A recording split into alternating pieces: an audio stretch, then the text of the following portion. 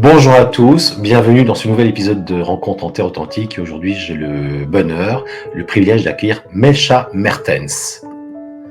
Bonjour Melcha, bienvenue dans Rencontre en Terre Authentique. Merci d'avoir répondu favorablement à l'invitation. Et afin que les personnes qui nous regardent et qui nous écoutent également puissent savoir qui tu es, est-ce que tu pourrais te décrire en quelques mots? Qui es-tu? Que fais-tu? D'où viens-tu? Voilà, je te laisse la parole. Merci Michel et merci aussi pour cette invitation. Alors, qui je suis? Je suis une gérante d'un centre équestre. Les chevaux ont toujours été ma passion, donc j'ai eu on va dire un parcours un peu atypique. J'ai commencé dans une famille, on va dire, un peu dysfonctionnelle, donc j'ai dû très vite me débrouiller un petit peu par moi-même et les chevaux ont été d'un grand, enfin, salvateur, j'ai envie de dire, et leur simplicité et leur force et leur capacité de résilience était tellement forte que pour moi ça a été pendant longtemps un grand modèle. Et puis les années ont fait que j'en ai fait mon métier. Mais il m'a toujours manqué quelque chose quand je suis sortie de cette formation, moi ouais, dans les années 2000. Il me manquait le côté pédagogique, donc vouloir transmettre justement à d'autres cavaliers ce qu'est le cheval, que ce soit de manière sportive, compétition, au niveau amateur. Et donc j'ai toujours fait avec un petit peu les moyens du bord à l'époque, mais quelque chose d'un peu plus intuitif. Et j'ai voulu, plus ou moins vers 2018, pouvoir améliorer la pédagogie équestre, qui reste encore dans certains cas très magistrale comme pédagogie. Moi je voulais amener quelque chose d'autre, comprendre un peu l'humain, pouvoir l'écouter. Et donc c'est à ce moment-là que j'ai découvert l'académie Michel Villacorta et je me suis dit allez, pourquoi pas. Est-ce que tu pourrais nous dire qu'est-ce qui a fait qu'à un moment donné tu t'es dit tiens, je vais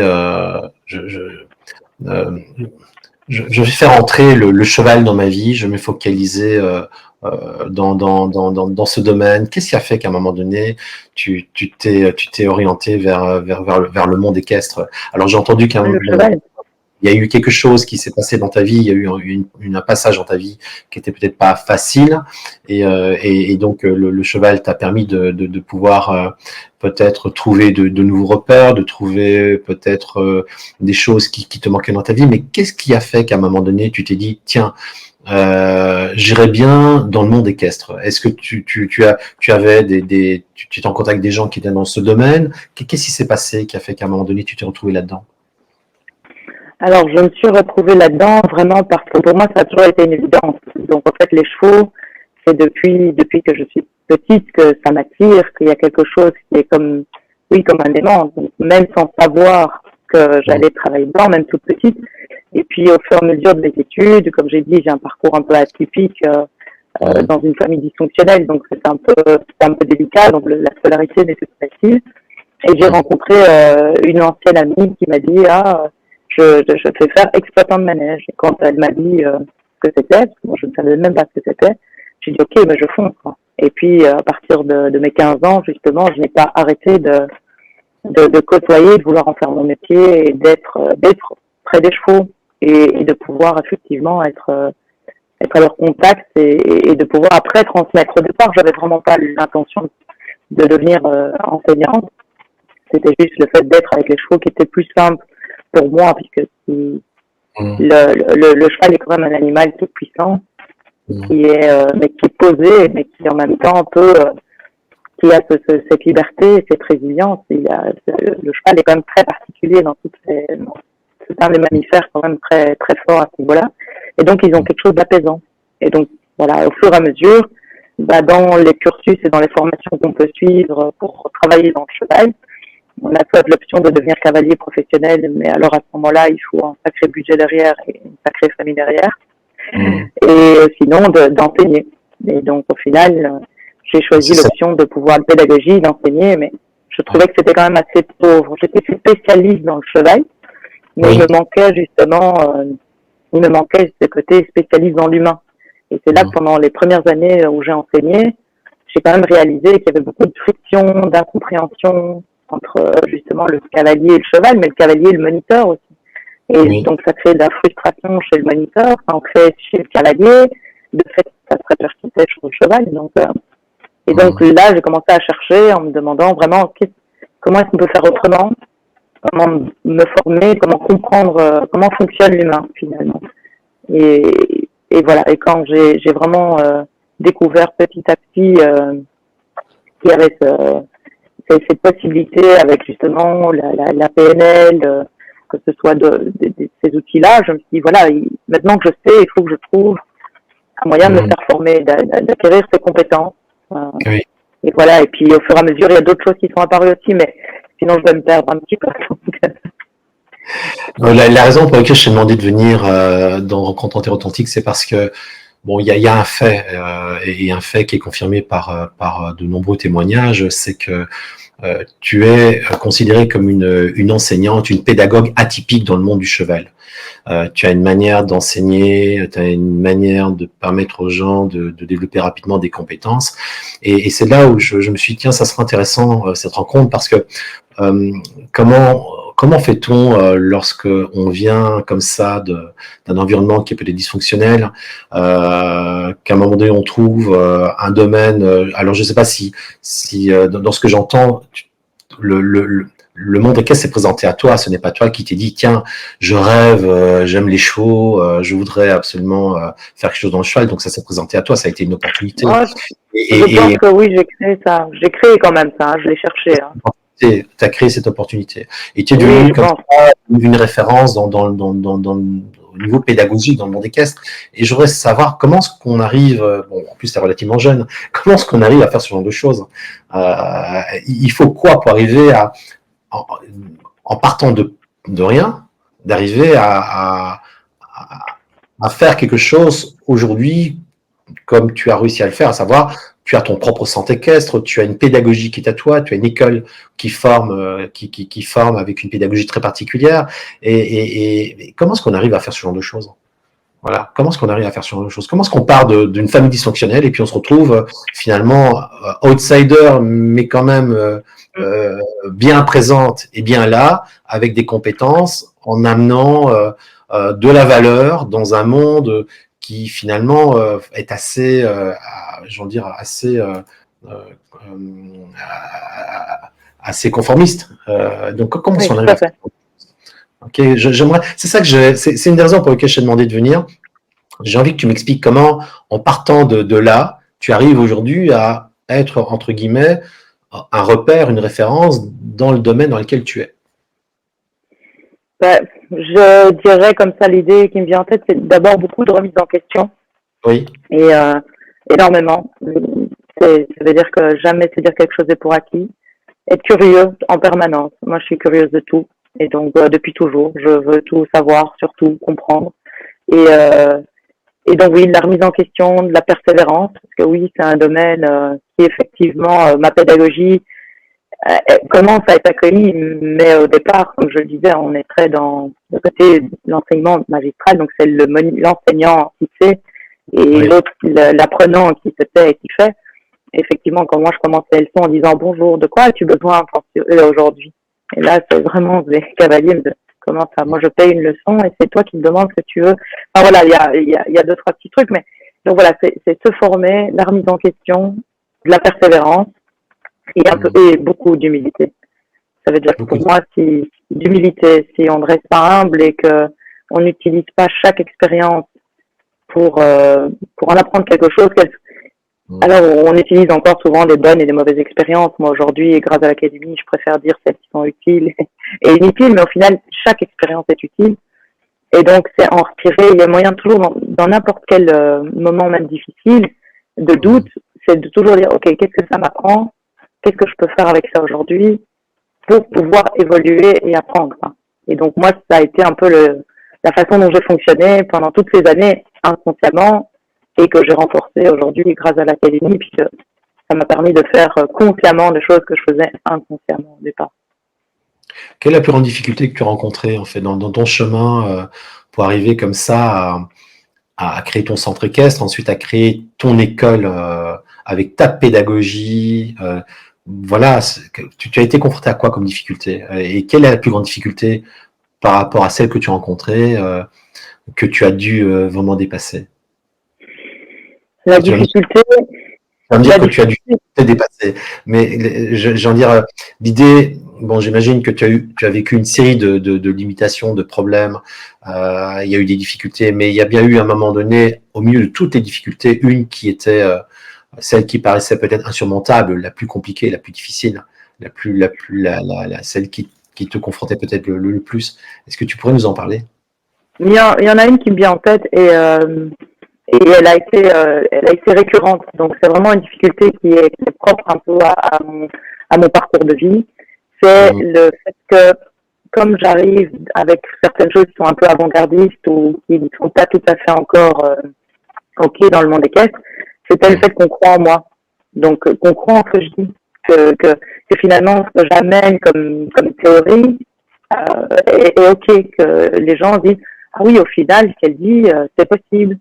Parce qu'au final, j'ai rencontré tout au long de mon parcours que quand j'ai commencé à dire je vais travailler dans les chevaux, on m'a dit t'as pas d'argent, tu n'y arriveras pas. Tu n'as pas assez ceci, tu n'y arriveras pas. Et je veux dire, je me suis dit, je me suis mise indépendante, tu n'y arriveras pas.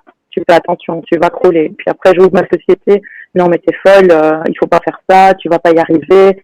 Et donc, la plus grande difficulté que j'ai rencontrée au fur et enfin toute ma vie, enfin en grosse partie, et qui est récurrente, c'est de ne pas me laisser démonter, on va dire ça comme ça, démonter par le fait que le regard des autres disait non, fais attention à toi, non, c'est dangereux, n'y va pas, ne fais pas ci. Ou quand j'arrive avec une pédagogie où je dis voilà, moi je vais mettre de la PNL dans la pédagogie, je vais en faire une pédagogie active, mais en utilisant vraiment la systémique, etc., l'hypnose, on me regarde, on fait, tu vas mettre de l'hypnose à cheval parce qu'évidemment, ça, les gens Ouais. ont encore un schéma, un regard sur l'hypnose qui est d'or. Et donc, je Ouais. dis non, c'est possible de faire autrement. Donc, voilà, donc c'est Mmh. finalement le fait que les autres, il faut chaque fois que j'arrive avec, il faut, vous pouvez croire en ce que je dis. Quelque part, c'est des fois un peu éreintant, usant. Donc là, il faut de temps en temps avoir les épaules un peu bien accrochées, quoi. Ouais. Alors, je C'est vais pas quand même mal. le dire, bon, bah, tu le sais, puisqu'on a eu l'occasion de travailler ensemble et j'ai eu l'occasion de te voir à l'œuvre en train d'interagir avec tes élèves qui sont sur des chevaux. Et j'ai vraiment été bluffé, vraiment bluffé.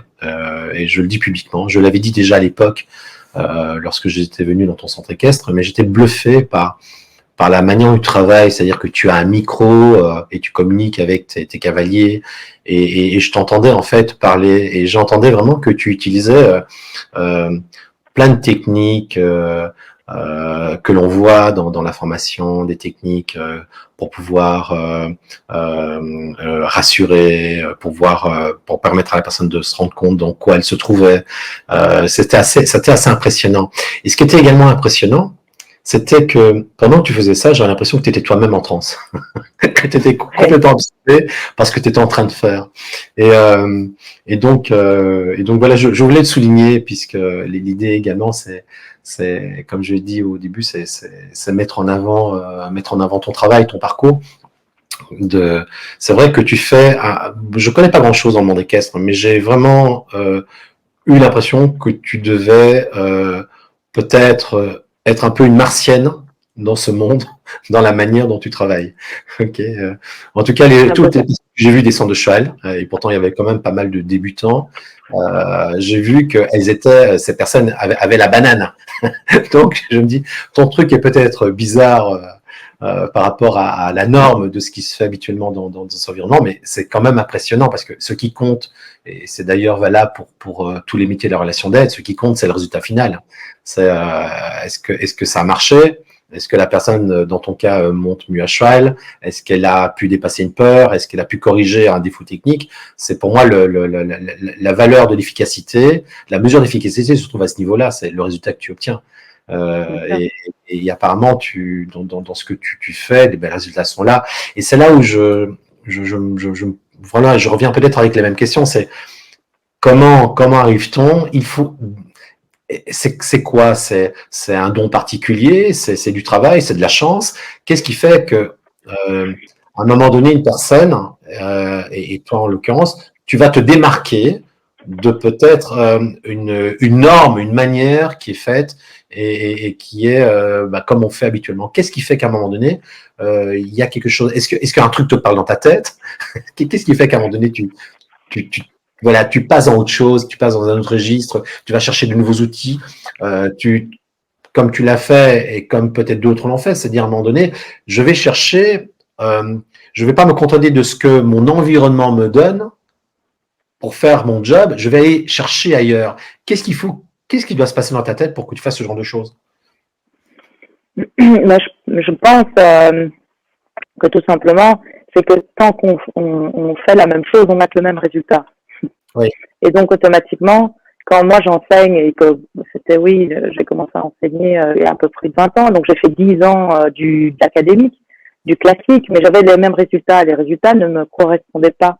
Je rencontrais souvent la même chose, des paradoxes tels que des gens qui voulaient monter à cheval mais qui avaient peur, des personnes qui voulaient monter à cheval puis qui étaient frustrées par rapport aux compétitions, des peurs avec des traumatismes. Et je me disais, je rencontre tout le temps les mêmes problèmes et je n'ai aucun outil pour les aider. Alors qu'en fait, ma volonté était de dire, voilà, comment est-ce que je peux faire? Et donc, à un moment donné, je me suis posé la question, ok, comment faire? Et donc, avec effectivement tout ce qui est en psychologie, la PNL, et que j'ai pu un peu, voilà, la curiosité a fait que je me suis dirigée vers ça. Et puis, effectivement, il faut accepter de se former, accepter de dire, ok, là, je manque de compétences, je vais aller chercher ma compétence. Dire, là, je suis limitée, j'ai besoin de toi pour avoir plus de légitimité dans le fait de pouvoir accompagner l'autre, que ce soit au niveau sportif, que ce soit au niveau émotionnel, puisque dans un de mes dadas, en jeu de mots, mais c'est vraiment la gestion de l'émotion dans l'instant T. Donc, ça veut dire que les chevaux sont quand même des générateurs d'émotions, que ce soit positif ou négatif. Et donc, automatiquement, j'aime aussi mes cavaliers les aider à gérer leurs émotions, mais dans l'instant T. Parce que quand on n'est pas sur un cheval, on ne conduit pas une situation. On est toujours des super-héros, on croit toujours qu'on va avoir les bonnes réactions, les bonnes... Tandis que finalement, quand le cheval le crée l'émotion, c'est à ce moment-là qu'il faut le travailler. Il faut l'accepter, l'analyser, et puis le recadrer, le rediriger, peu importe. Mais ça aussi, c'est quelque chose que j'aime faire. Mais donc, tout ça, c'est pas un talent. C'est oui, il y a une perception de quelque chose. Et puis après, c'est de dire, maintenant, je vais chercher les compétences. D'où le fait d'avoir trouvé l'académie et donc d'avoir eu la chance d'être formée à l'académie Michel Villacorta parfois, et qui m'a permis de comprendre clairement les mécanismes de l'humain, de l'inconscient, qui était conscient, inconscient, sur quoi on pouvait travailler, pas travailler, s'il fallait accepter. Donc, et tout ça, effectivement, il a fallu que je fasse des ponts, parce qu'on n'est pas dans l'accompagnement, on va dire dans les consultations de coaching de vie, mais bon, le coaching sportif. Et donc tout ça m'a permis de dire, ok, il y a vraiment moyen de faire un mélange d'enseignement et en même temps de rajouter tout ce qui est des outils, de la PNL, de l'hypnose, etc. dedans. Et ça ne rend le moniteur ou l'enseignant que plus, j'ai envie de dire, meilleur. En fait, ça devient vraiment un facilitateur. En fait, c'est pour ça que j'ai du mal à dire aujourd'hui, je suis quoi? Est-ce que je suis professeur tout simplement? Non. En fait, au départ, maintenant, j'accompagne. Donc, ils viennent avec un besoin. Ils viennent, mes cavaliers ou mes piétons, parce que des fois, c'est des débutants, donc je les appelle des piétons. Ils arrivent, ils ont un rêve. Et donc, au fur et à mesure, ils évoluent et je peux les accompagner. Mais ce n'est plus mon désir de leur enseigner, c'est j'accompagne leurs besoins. Donc, voilà. Est-ce que, quand je t'entends parler, j'ai un peu l'impression que les gens que tu rencontres dans ton centre, ce n'est pas seulement leur apprendre à monter à cheval, c'est une démarche vraiment de développement personnel. Souvent, oui. Ils travaillent autre chose. Au-delà d'apprendre à monter à cheval, il y a autre chose qui se passe dans ce que tu vois. Oui, bien sûr. Oui, j'ai envie de dire que 80% des personnes qui viennent monter à cheval sont à la recherche inconsciemment de quelque chose d'autre. Je ne sais pas toujours de quoi. Et eux non plus. La raison, on va dire en surface, c'est je veux monter à cheval, je veux prendre du temps pour moi, ou je veux faire de la compétition, etc. Mais c'est au fur et à mesure, et justement grâce aux outils que j'ai appris, de pouvoir trouver en fait quel est le besoin qui est en dessous. Et donc là, effectivement, on part plus sur du développement personnel. Il y a des personnes qui viennent qui finalement se découvrent eux-mêmes aussi. Parce que le cheval, ça, je vais me permettre de le dire aujourd'hui. À mes yeux, le cheval, c'est une version matérialisée de l'inconscient. Donc, une fois qu'on est sur le cheval, donc je mets un de mes cavaliers à cheval, le cheval est tellement dans l'instant présent et est tellement sensible aux intentions, chose que nous, avec le temps, on a des fois un petit peu perdu le sens, qui ressent complètement son cavalier. Et donc ça va faire un peu peut-être chalala pour certains, mais donc ça permet vraiment d'avoir accès à l'inconscient. Et grâce à ça, moi je n'ai qu'à faire une lecture finalement de mon cheval, finalement que je connais mieux que mon cavalier. Et donc ça me permet des fois d'accompagner le cavalier sans que même lui, tout d'un coup, c'était clair pour lui. Et je lui dis, tiens, est-ce que par hasard, il se pourrait que... Et tout d'un coup, oh, comment tu sais? Je dis, c'est mon petit secret, mais c'est mes chevaux. Donc mon outil, effectivement, pour les cavaliers qui viennent et qui veulent travailler plus sur eux-mêmes, mon outil, c'est mon cheval. C'est le cheval qui génère ces émotions, qui permettent d'être vrai. En fait, à cheval, on ne sait pas cacher.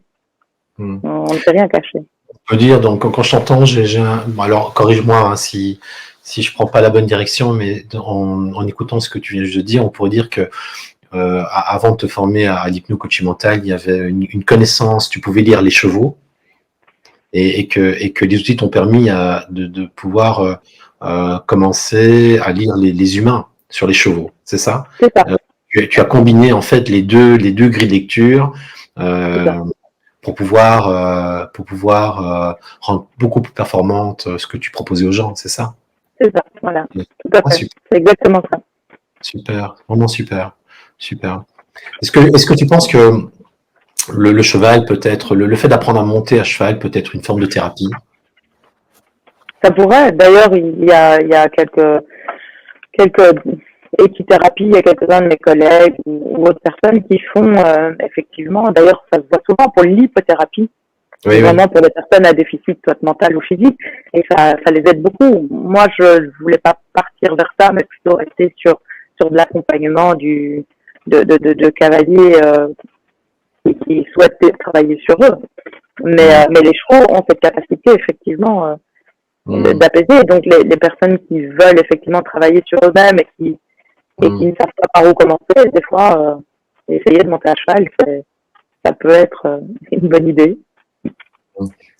Alors, dis-moi, Mecha, où est-ce bon, aujourd'hui, tu organises des stages, le public auquel tu t'adresses, c'est quoi? C'est un public plutôt de cavaliers confirmés? C'est un public plutôt de débutants? Parce que je sais que tu organises des stages, bon, voilà, tu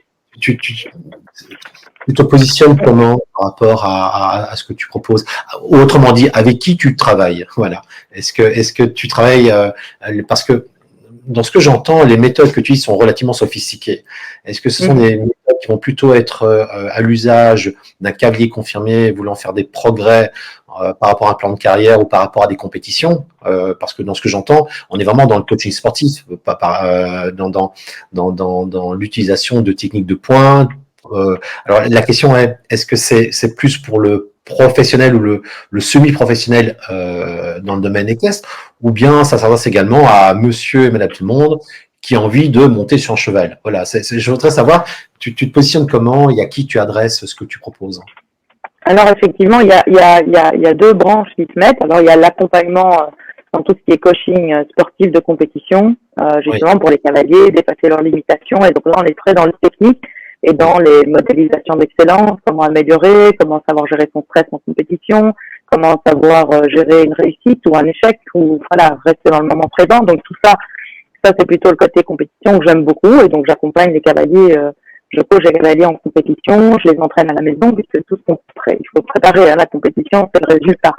Le reste, ça se travaille en entraînement. Mais aussi, là où ce que j'aime bien, c'est peu importe le niveau, c'est s'il y a une vraie demande que je vais en général écouter. Donc ça arrive d'avoir des personnes qui viennent et qui me parlent de ce qu'ils ont envie. Et quand je leur pose la question de pourquoi tu veux monter à cheval, et que je fais un peu une forme, on va dire, d'anamnèse, que je récolte un peu des informations en discutant avec, et que je ressens que sa demande est particulière, avec un vrai besoin derrière qui pourrait être utile pour lui, alors je m'en charge. Parce que sinon, j'ai une équipe qui peut qui s'occupe de tout ce qui est équitation académique, classique, école d'équitation. Donc moi, je vais vraiment me diriger soit dans l'accompagnement coaching sportif ou développement, on va dire développement personnel, travail j'ai des cavaliers qui ont été traumatisés par des anciens moniteurs, par des chevaux ou tout simplement par la vie, et que je remets à cheval et que je remets en confiance et ils travaillent sur ce qu'ils Tes ont besoin de moniteurs, travailler. tes moniteurs sont formés par toi, donc dans ton Oui, oui, école. Donc, c'est ça. d'accord, les moniteurs Ils ont les bases, apprennent ils ont avec la pédagogie, c'est ça? oui, oui, bien sûr. Ok, d'accord, Bien ok, sûr. non, Et non. c'est une formation Il n'y a pas continue, que hein, toi, donc il n'y je a veux pas que dire, toi qui maîtrise, il n'y a pas que toi qui maîtrise non, ce genre de choses. Tu as pu transmettre à des personnes une, qui une vont, partie. pouvoir s'occuper d'accord, une partie, bien sûr. On va dire une partie, parce que voilà, on en apprend tous les jours, mais ce que plus ou moins, voilà, ce que je maîtrise et ce qui est utile dans leur cadre aussi, dans leur fonction et dans leur cadre, alors j'aurais transmis. Donc effectivement, tout ce qui est formulation positive, acceptation de l'émotion, tout ce qui va être validation, permission, enfin toutes ces bases-là, ils les ont, donc ils vont pouvoir accompagner même voilà, un cavalier de 7 ans jusqu'à 70 ans sans problème dans l'équitation classique. Mais Ouais. d'ailleurs, c'est arrivé que de temps en temps, un cavalier, il s'avère qu'il y a des choses qui émergent, et alors à ce moment-là, en équipe, on en discute et il passe chez moi. Ok. Donc ça peut arriver qu'une de mon staff me dit tiens, celui-là, c'est un peu compliqué, il y a ça et ça. Ben, j'en discute, on demande effectivement la permission, enfin on valide quand même que le cavalier soit OK. Mais alors il passe chez moi pour quelques séances. Moi Ouais. j'en redébriefe après avec mon staff et après Ouais. il repart, voilà. Je voudrais revenir en fait aux outils que tu utilises quand tu t'occupes d'un cavalier ou que tu t'occupes d'un groupe de cavaliers. On a parlé d'hypnose et bon et comme tu le sais, c'est ma grande spécialité. Quelle est la forme Oui. d'hypnose que tu utilises avec pour que les gens comprennent bien? Parce que le cavalier est sur un cheval. Mhm. Voilà. Alors quand on dit j'utilise de l'hypnose pour travailler avec mes cavaliers, les gens vont imaginer que tu as une personne qui est en train de dormir, qui est sous contrôle hypnotique et qui fait ce que Non. tu lui demandes de faire. Est-ce que tu pourrais un peu expliquer de quoi il s'agit? Parce que sinon, on risque d'avoir peut-être des personnes qui vont croire que on endort les gens sur des chevaux et qu'après, on leur demande de Non, faire... non. voilà, donc est-ce que tu peux être un peu plus Non, non, mais explicite? dans l'hypnose, bah, tu en parleras sûrement mieux que moi, mais dans l'hypnose, il y a quand même plusieurs types d'hypnose. Et celle que je pratique, celle qui est la seule qui va être vraiment utile, en tout cas à cheval, c'est plutôt l'hypnose conversationnelle, donc ericksonienne. Donc c'est juste, c'est juste, on s'entend, mais c'est vraiment sous forme de dialogue. On Oui, amène la personne, voilà, dans un état de réceptivité de l'inconscient, mais elle est pleinement consciente. Elle est consciente, de toute façon, elle ne fera pas des choses alors, qu'elle ne sera pas prête de faire. Hein. Voilà. alors c'est juste, mais c'est la forme d'hypnose la plus... Bon, tout peut s'apprendre, mais c'est aussi la plus complexe, la plus difficile à maîtriser aussi, même si ça peut Oui, s'apprendre rapidement, j'en dire. Donc ce n'est pas rien de faire ce genre de choses avec des bien sûr. cavaliers en mouvement, parce que j'imagine que les gens ne sont pas dans un fauteuil, les gens Non. sont sur leur cheval quand tu utilises ce genre de technique, et donc c'est vraiment ça qui m'a impressionné quand je suis venu voir la manière dont tu travaillais, c'est que bah, tu fais le job que je fais, mais tu le fais avec des gens qui sont à cheval. Mhm. Et je trouve ça vraiment impressionnant. C'est vraiment impressionnant la manière dont tu travailles. Et les gens sont éveillés en plus. Ouais. Donc, Mais ils galopent et tout. Et donc, je trouve ça vraiment, c'est vraiment impressionnant. C'est à voir parce que c'est vraiment. mais ce type d'hypnose, justement, que j'ai appris grâce à toi, c'est un des outils les plus puissants que j'ai dans une situation immédiate ou de stress, par exemple. Ça me permet aujourd'hui, à l'époque, un cavalier qui se mettait à stresser, ça peut être très dangereux pour lui et pour le cheval. Parce que, comme tu le sais, il y a plusieurs types de réactions dans la peur. Soit Oui, on se tétanise, on ne bouge plus, soit on émerge de la colère, on devient violent, ou alors il y a la fuite. Mais quand on est à cheval, le fait de se mettre à hurler, de se tétaniser, ça pire des choses. Et grâce oui, justement aux outils que j'ai appris à l'académie, aujourd'hui, le simple fait évidemment, il faut travailler le cavalier en amont, il faut quand même préparer un petit peu le cavalier lors de leçons précédentes. Mais je peux ancrer certaines choses à mon cavalier, je fais revenir un état de calme immédiat, même si le cheval est parti, mais on appelle chez nous hors du cul dans la plaine. Le cavalier se stresse, il suffit de quelques mots bien placés, et avec la technique effectivement qu'on apprend à l'académie, et le cavalier instantanément revient dans un état de calme et présent et à l'écoute pour que je puisse lui redonner les outils techniques après. Mais au moins je l'ai reconnecté à moi. Et donc ça, pour moi un des plus beaux outils que j'ai jusqu'à présent. Ça m'a évité des chutes, ça a évité, enfin des chutes à mes cavaliers, hein. Ça a évité des chutes à mes cavaliers. Oui, des situations qui normalement n'avaient une finalité que d'une chute parce que le cavalier était déconnecté de son rationnel et donc son inconscient en étant en mode survie, donc en train de hurler et de se tétaniser. Le cheval ne peut pas accepter ça. Alors que grâce à cet outil et cette hypnose, je peux reconnecter le cavalier à ce que je puisse lui retransmettre des informations techniques, qu'il ait les bons comportements, que donc le cheval s'apaise et que lui puisse comprendre que les outils sont chez lui. Et donc ça va évidemment créer chez le cavalier, qui était pourtant en état de stress, un ancrage de dire ok, je sais quand même, si je me contrôle, j'arrive à gérer mes émotions et à les canaliser, à les accepter. Hein. On ne parle pas de ne pas les accepter. Hein. Je tiens quand même à cette petite précaution oratoire pour éviter qu'on pense que gérer ses émotions, ce n'est pas les accepter, hein, justement. C'est pouvoir d'abord les accepter avant de les gérer. Et ça m'a évité des chutes. Enfin, j'ai trouvé ça merveilleux. Et moi, je ne pourrais plus m'en défaire aujourd'hui. Pardon. Magnifique. Donc, en fait, d'une certaine manière, ça permet au cavalier de reprendre le contrôle de la situation. Ça lui permet de reprendre de lui-même. De lui-même, oui, de lui-même et de la situation. Oui, voilà, super. Impressionnant. Ok, bien. Quels sont tes projets pour l'avenir? Pour l'avenir? Oui. Comme tu le sais, donc en 2020, là, j'ai créé l'Académie du savoir pédagogique équestre. Oui. Donc là où justement, j'aimerais pouvoir transmettre ce que je sais à d'autres moniteurs, parce qu'aujourd'hui, je trouve qu'on a des personnes qui, humainement, elles sont engagées, elles ont envie de faire plein de chouettes choses, mais malheureusement, pédagogiquement, c'est un peu léger. C'est léger. Et donc, j'aimerais pouvoir transmettre. Donc, voilà, j'ai créé cette académie pour former des moniteurs. Oui. Et j'espère que petit à petit, cette académie pourra grandir et que justement, j'ai envie de partager, de juste dire voilà ce que je fais, voilà ce que j'ai appris et regardez, c'est génial. Grâce à ça, en fait, il y a moyen de faire plus simple, il y a moyen c'est tellement plus agréable. Donc voilà, je travaille chaque jour pour que cette académie grandisse. Et en même temps, mon centre équestre, hein, j'ai des propriétaires à gérer, il y a des compétitions, il y a des programmes d'entraînement. Donc voilà, c'est garder la qualité plutôt que la quantité, mais voilà, grandir, continuer à se remettre en question, continuer à apprendre. Je suis déjà à la recherche de nouveaux, de ce que je pourrais continuer à apprendre. Mais voilà, on va stabiliser encore ici, parce que le centre équestre que j'ai repris ici, ça fait 1 an et demi, donc il faut laisser un peu le temps de valider, de stabiliser un peu les fondations de ce centre équestre aussi. Mais c'est un bon projet auquel je crois. Et donc voilà, et continuer à développer mes propres compétences pour pouvoir m'améliorer chaque jour et aider mes cavaliers.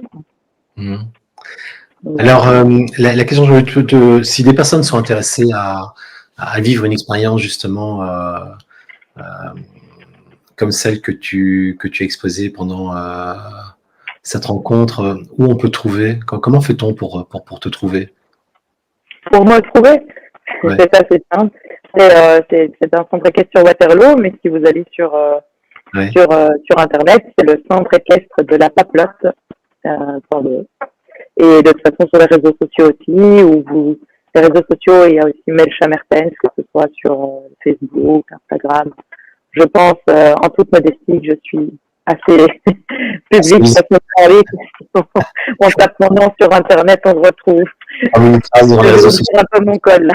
C'est les 5 minutes modestie. On communiquera ton site web pour que les gens puissent te trouver facilement. Je vais te dire, si tu avais... imagine que tu puisses voyager dans le temps, et on va terminer sur cette question. Imagine que tu puisses voyager dans le temps et que tu retournes à la jeune Melcha, celle qui avait peut-être 16, 17, 18 ans. Quel conseil, en fait, tu pourrais lui donner? Un conseil? Ouais.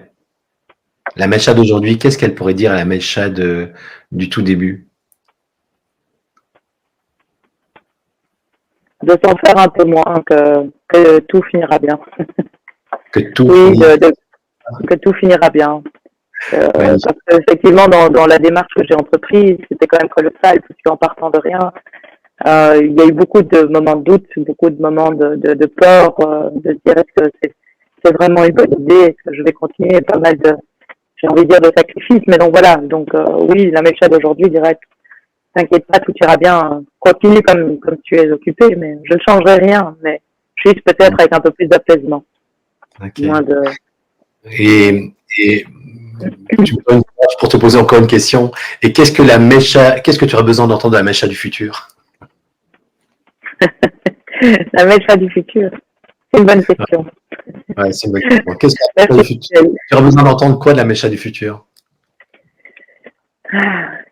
Que je n'ai pas fait tout ça pour rien. Donc ouais, Ouais. voilà, la Melcha du futur, c'est, tu vois, ce que tu vis, tu le fais pour les bonnes choses, pour les bonnes raisons. C'est toujours ma question, j'ai toujours chaque jour en tête, est-ce que je suis juste quand je le fais? Est-ce que ça c'est juste quand je fais des choix? Est-ce que pour cette personne c'est utile? Et donc des fois je me pose souvent cette question, est-ce que je fais là c'est juste? C'est écologique? Est-ce que là je vais dans le bon sens? Est-ce que ça va dans le four? Mais seul l'avenir le saura. On verra avec la Melcha du futur. Ça me parle, ce que tu me dis là, ça me parle vraiment beaucoup. Je pense que beaucoup de monde se pose ce genre de questions. Est-ce que ce que je fais est-ce que c'est le juste choix? Et faire un choix, je pense que ce n'est pas, c'est la résolution d'un problème beaucoup plus profond qui est essayer de répondre à la question, mais quel choix je dois faire? Une fois que tu t'engages dans une direction, tu t'engages dans une direction. La chose est faite, tu peux t'engager en doutant, mais au moins tu es en mouvement. Je pense que ce qui est terrible, c'est lorsqu'on est, on est dans une situation où on est dans le non-choix, on ne décide pas, parce qu'on n'a pas les éléments, parce qu'on ne sait pas, parce qu'on n'arrive pas à se connecter à ce qui pourrait faire sens. Et je trouve que c'est pour moi le moment le plus terrible. Il vaut mieux avancer avec des doutes, comme tu fais, ou peut-être comme je fais, ou peut-être comme d'autres font, que de rester à attendre, figé, sans bouger, parce que tu n'arrives pas à faire de choix, tu ne sais pas quoi décider, et je crois que c'est beaucoup plus terrible à vivre. Voilà, le non-choix est difficile à vivre que le choix. Et donc tu as fait un choix et tu as pris une direction. Et donc tout ce que je souhaitais pour la suite, c'est vraiment je voudrais vraiment te remercier d'avoir accepté cette invitation dans Rencontre authentique. Ben, on aura l'occasion de se revoir et peut-être probablement de faire d'autres choses. Et puis je te dis à très bientôt et merci beaucoup Melcha pour ta participation. Merci à toi. Merci à toi. À bientôt.